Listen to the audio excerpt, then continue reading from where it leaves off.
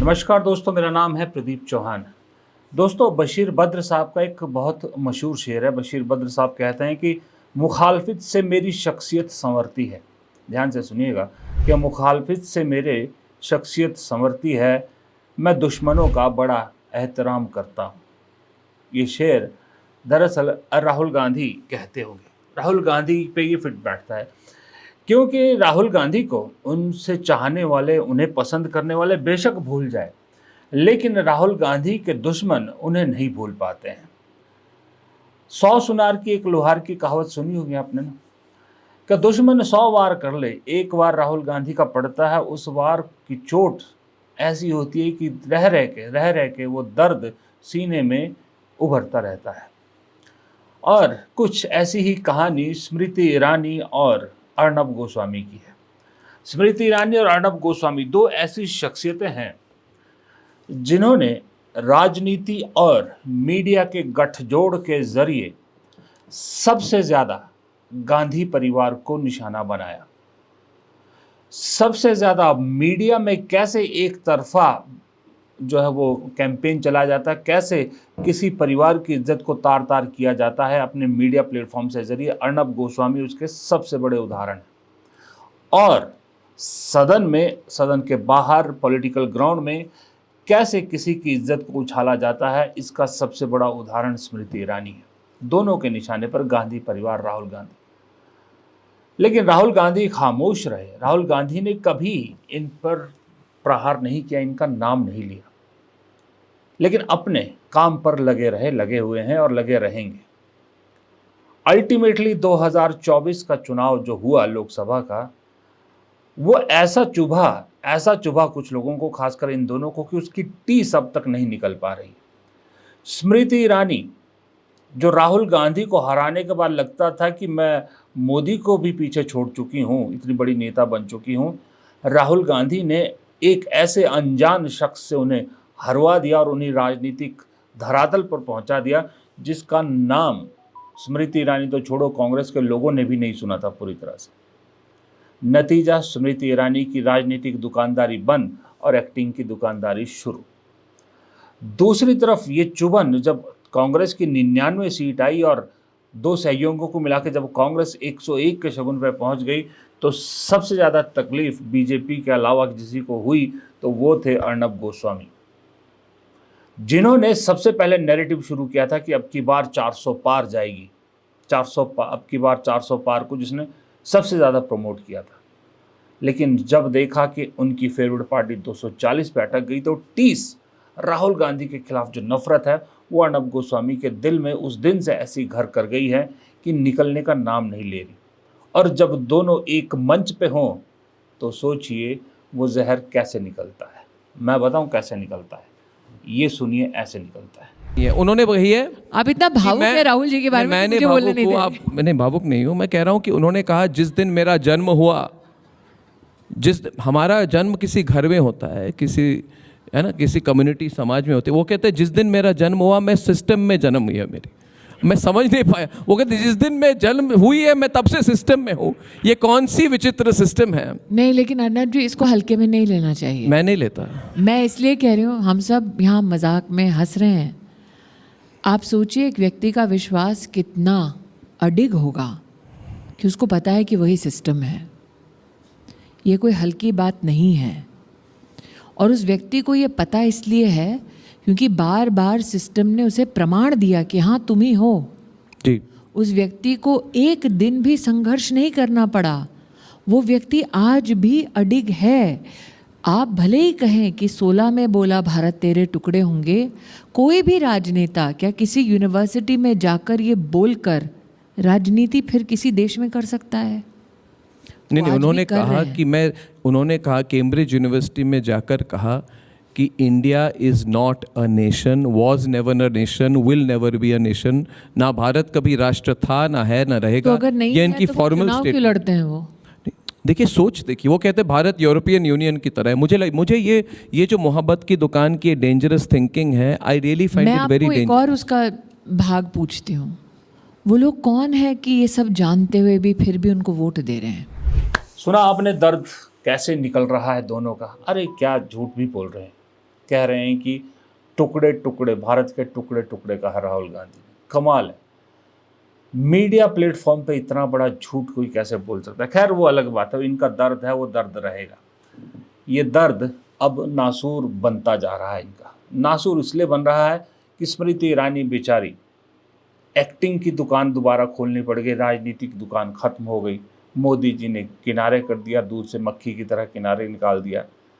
लेकिन अर्णब गोस्वामी की दिक्कत यह है कि उनका जख्म नासूर इसलिए बन गया कि राहुल गांधी उनके सबसे बड़े आका यानी प्रधानमंत्री नरेंद्र मोदी के पीछे हाथ धोकर पड़ गए।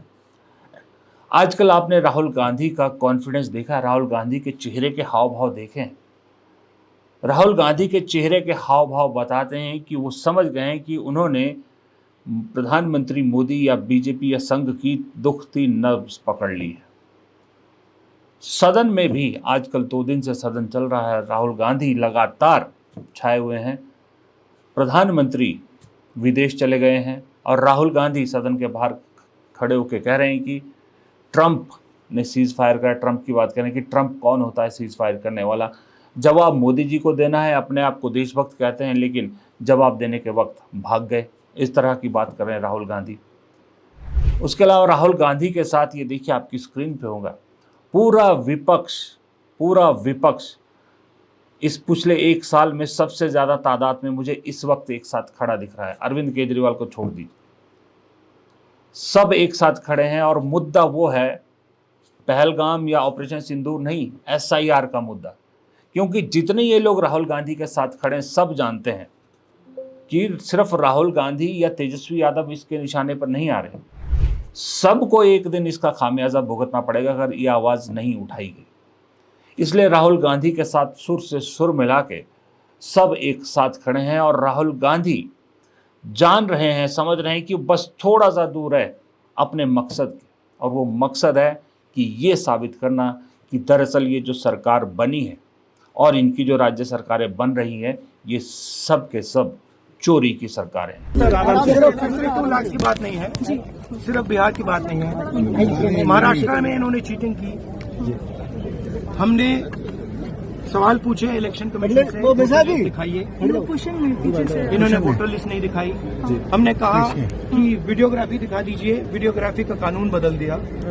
1 करोड़ नए वोटर्स आए थे महाराष्ट्र में और इलेक्शन चोरी किया। ठीक है, कर्नाटक में हमने रिसर्च की है थोड़ी, कर्नाटक में हमने भयंकर चोरी पकड़ी। मैं ब्लैक एंड व्हाइट में आपको दिखाऊंगा, इलेक्शन कमीशन को दिखाऊंगा। ठीक है, ब्लैक एंड व्हाइट में कि कैसे चोरी की जाती है, कहाँ की जाती है। कर्नाटक में ब्लैक एंड व्हाइट में है हमारे हाथ में। ठीक है, ब्लैक एंड व्हाइट। ठीक है, और यही काम इनको पता लग गया है कि इनका जो गेम है हम समझ गए हैं। लोकसभा चुनाव की बात है। हमने एक कंस्टिट्यूएंसी चुनी, वहां पे हमने डीप डाइव किया। क्योंकि प्रॉब्लम क्या है, ये वोटर लिस्ट देते हैं पेपर में और पेपर की जब वोटर लिस्ट आती है उसको एनालाइज किया नहीं जा सकता। तो एक कंस्टिट्यूएंसी ने हमने पूरी की पूरी वोटर लिस्ट ली, उसको डिजिटल फॉर्मेट किया। 6 महीने लगे हमने, मगर हमने सारा का सारा मतलब इनका सिस्टम निकाल दिया है। ये कैसे करते हैं, कौन वोट करता है, कहां से वोट होता है, कैसे नए वोटर बनते हैं, पूरा का पूरा हमें मालूम है। नहीं, अब इनको समझ आ गई बात। ठीक है, और अब इन्होंने क्या किया है कि अब हम बिहार का पूरा सिस्टम नए तरीके से करेंगे, वोटर डिलीट करेंगे और नए तरीके से वोटर लिस्ट लाएंगे। हिंदुस्तान में इलेक्शन चोरी किए जा रहे हैं, ये रियलिटी है हिंदुस्तान। अब आप ये देखिए, ये न्यूज़ 24 चैनल की खबर है। अगर ये खबर सच है तो राहुल गांधी की बात में दम है और राहुल गांधी के साथ बाकी जो खड़े हैं उनके डर में सच्चाई है। ये कह रही है कि बिहार वोटर वेरिफिकेशन प्रक्रिया में तहत 51 लाख वोटर का डेटा हटा दिया गया है। हमने तो आज़ाद भारत से अब तक यही सुना था कि वोटर को ज़्यादा से ज़्यादा जोड़ने की कोशिश की जाती है, लेकिन ये पहली बार है कि जब वोट हटाए गए। और ये जख्म, ये दर्द सिर्फ विपक्ष तक नहीं है, सत्ता के सहयोगियों के, सत्ता के भागीदारियों को भी ये दर्द है। अब ये देखिए, ये JDU के नीतीश कुमार के सांसद क्या कह रहे हैं। ये सांसद कह रहे हैं कि चुनाव आयोग को ना इतिहास का ज्ञान है ना भूगोल का, कोई व्यावहारिक ज्ञान नहीं है। 1 महीने में किसी का सारा डॉक्यूमेंट नहीं जुट सकता। अब बिहार के जेडीयू एमपी ने चुनाव आयोग की एसआईआर प्रक्रिया पर उठाए सवाल। बीजेपी की मेजर पार्टनर है बिहार में, जेडीयू के लोग भी सवाल उठा रहे हैं। चंद्रबाबू नायडू पहले इसको लेकर चिट्ठी लिख चुके हैं, आपको मालूम है। इस बीच में जगदीप धनखड़ वाला कांड हो जाता है। अब उस कांड का असर भी होना जाहिर सी बात है। अब उस कांड की गूंज भी, जैसे एसआईआर की गूंज बिहार तक पहुंच गई है, बिहार से पूरे देश में पहुंच गई, जेडीयू तक पहुंच गई, टीडीपी तक पहुंच गई, वैसे ही जगदीप धनखड़ कांड का असर भी बिहार तक पहुंच गया है। अब बिहार असेंबली का ये सीन देखिए, जहां पर जेडीयू के जो स्पीकर हैं बाकायदा अपनी ही सरकार के मंत्री और बीजेपी के जो उप मुख्यमंत्री हैं उन्हें किस तरह से हड़का रहे हैं, जिससे हालांकि नॉर्मली क्या होता है, अब पिछले 11 साल में तो हम यही देखे हैं कि जो भी सदन के पटल पर सीट पर बैठता है, चाहे वो विधानसभा अध्यक्ष हो, चाहे लोकसभा अध्यक्ष हो, चाहे राज्यसभा के सभापति हो, विपक्ष को ही चुप कराते हैं, सत्ता पक्ष को खुल के बोलने का मौका देते हैं। लेकिन एक धनखड़ ने कल परसों मल्लिकार्जुन खड़गे को बोलने का मौका दिया और उसके बाद वो जो इम्पीचमेंट मोशन जो है जज का, वो उन्होंने स्वीकार कर लिया विपक्ष का। कुर्सी गंवानी पड़ी, लेकिन सिर्फ हर कहानी का एक ही पहलू नहीं होता। उनकी कुर्सी गई, लेकिन असर दिख रहा है, असर वही एसआईआर का भी है, दोनों को मिला के। क्योंकि एसआईआर का, जैसे मैंने आपको बताया, जेडीयू के अंदर भी खलबली मची है। तो बिहार की असेंबली में देखिए किस तरह से अपने ही उप मुख्यमंत्री और मंत्रियों को हड़का रहे हैं विधानसभा अध्यक्ष।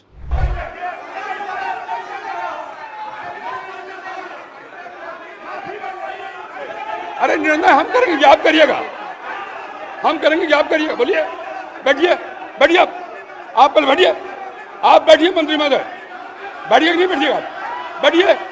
ये हम निर्णय करेंगे, आप करिएगा, हम निर्णय करेंगे, आप करिएगा, बैठिए। आप हंगामा करना चाहते हैं मुख्यमंत्री को कहे, मैं कह रहा हूं बैठिए, आप पहले बैठिए, बैठिए, अपने सामने बैठिए, सदन मैं चलाऊंगा, आप नहीं बैठिए। तो मेरे दोस्तों, ये है दर्द दरअसल किसी का नासूर बन रहा है, किसी का दर्द बढ़ रहा है, और किसी को ये डर है कि ये दर्द हम तक पहुंचेगा और हमारा जीना हराम कर देगा। और उस दर्द का एक ही नाम है, उस दर्द का नाम है राहुल गांधी। अब बहुतों के लिए दर्द है, बहुतों के लिए मर्ज की दवा है राहुल गांधी। मुझे याद है हरकिशन सिंह सुरजीत का एक कोट, बड़ा मशहूर कोट था। उन्होंने कहा था एक बार कि, मैं उसका हिंदी में तर्जुमा करता हूँ, कि जब जब कांग्रेस चुनाव हारती है ये देश भी हारता है। ये हरकिशन सिंह सुरजीत, कॉमरेड हरकिशन सिंह सुरजीत ने एक बार कहा था कि जब जब कांग्रेस हारती है तो ये देश भी हारता है। हालांकि उनका कहने का मतलब था कि कांग्रेस सबसे बड़ी पार्टी है और इस देश का सेक्युलर जो ढांचा है वो कांग्रेस के सहारे ही जिंदा है, और अगर नॉन कांग्रेस कोई हार्डलाइनर पार्टी सत्ता में आ गई तो ढांचा हिल जाएगा, और उनकी बात सच साबित हुई। इस वक्त देश का जो ढांचा है वो आपके सामने है कि किस तरह से हिल रहा है, और भारत की साख राहुल गांधी जैसा कह रहे हैं कि आज एक भी देश साथ नहीं खड़ा है, तो उससे साफ दिखता है। तो इसलिए अब जब स्मृति ईरानी सवाल उन वोटर्स पे उठाती हैं जिन्होंने राहुल गांधी को या कांग्रेस को वोट दिया, तो आप समझ सकते हैं कि इस देश में जो सत्ता में लोग हैं उनकी मेंटालिटी क्या है। वोटर्स पे कैसे सवाल कोई उठा सकता है। लेकिन स्मृति ईरानी ने कहा ना कि मैं जानना चाहती हूँ कि कौन लोग हैं जो अभी भी राहुल गांधी को वोट दे रहे हैं। कोई बात नहीं, वक्त बदलेगा, सब कुछ हो जाएगा। क्योंकि शुरुआत इस कार्यक्रम की एक शेर से कही, तो एक शेर से ही ख़त्म करूँगा। ये शेर है खुमार बाराबंकी साहब का है। वो कहते हैं कि दुश्मनों से प्यार होता जाएगा, दोस्तों को आजमाते जाइए। दुश्मनों से प्यार होता जाएगा, दोस्तों को आजमाते जाइए। और ये बात किसी और से नहीं, जगदीप धनखड़, सत्यपाल मलिक, इन जैसे लोगों से पूछिए, स्मृति ईरानी से पूछिए, तब आपको समझ में आएगा कि इस शेर का अभी मेरा पढ़ने का क्या मतलब था। फिलहाल इस छोटे से वीडियो में इतना ही। अगर वीडियो पसंद आया हो तो, अगर उम्मीद करता हूँ पसंद आया होगा, तो लाइक ज़रूर कीजिएगा। आपके लाइक करने से बहुत मदद मिलती है। दोस्तों के साथ शेयर कीजिएगा। चैनल को सब्सक्राइब नहीं किया है तो हाथ जोड़ के गुजारिश है, चैनल को सब्सक्राइब ज़रूर कीजिएगा।